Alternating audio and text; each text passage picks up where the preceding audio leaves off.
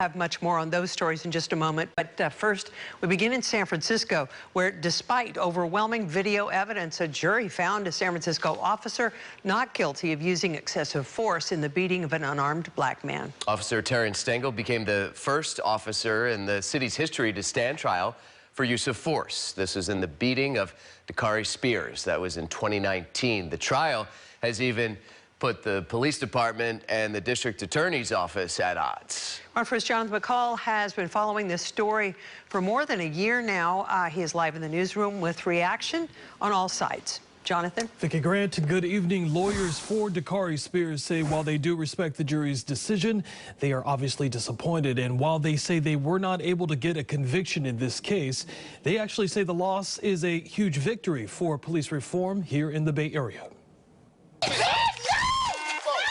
Last year, KRON 4 was first to show you this video from October 2019 of San Francisco police officer Terrence Stengel brutally beating Dakari Spears multiple times with a police baton during a night out at Pier 39. The incident left him with a broken leg, a broken wrist, along with cuts on his leg. Police say officers were responding to a report of a domestic violence incident at Pier 39.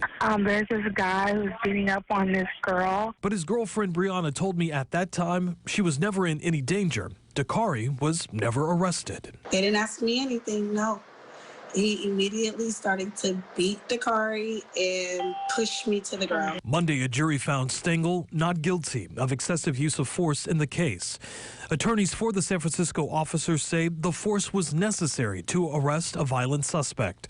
The case, also a milestone. It's the first time an on-duty San Francisco officer was put on trial for use of force. Dakari was beaten by Officer Stengel. He was, what the jury never knew was that he was harassed by local officers, intimidated by them.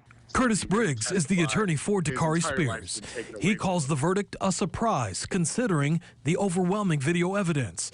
But he says despite this loss, there's also a huge victory. What the community needed was to finally know that officers will be brought to trial. Every San Francisco police officer out there knows that they could be prosecuted and could be subjected to the same high level of risk that Officer Stengel was subjected to in this prosecution.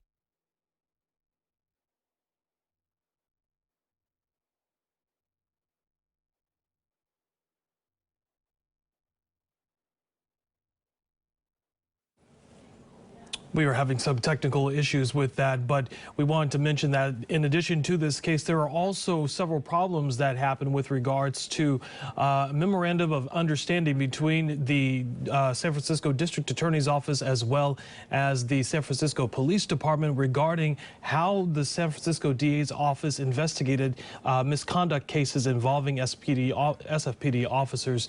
That memorandum of understanding was terminated by Police Chief Bill Scott after learning of possible misconduct inside of the DA's office and withholding of evidence. With regards to Spears in the city of San Francisco, they recently settled the case against involving Officer Stengel and Dakari Spears for $700,000. A federal judge also recently issued a sanction against the police department for failing to turn over 3 officer interviews from the case, including an interview with Officer Stengel as part of that civil suit. Live in the newsroom tonight, Jonathan McCall, KRON 4 News.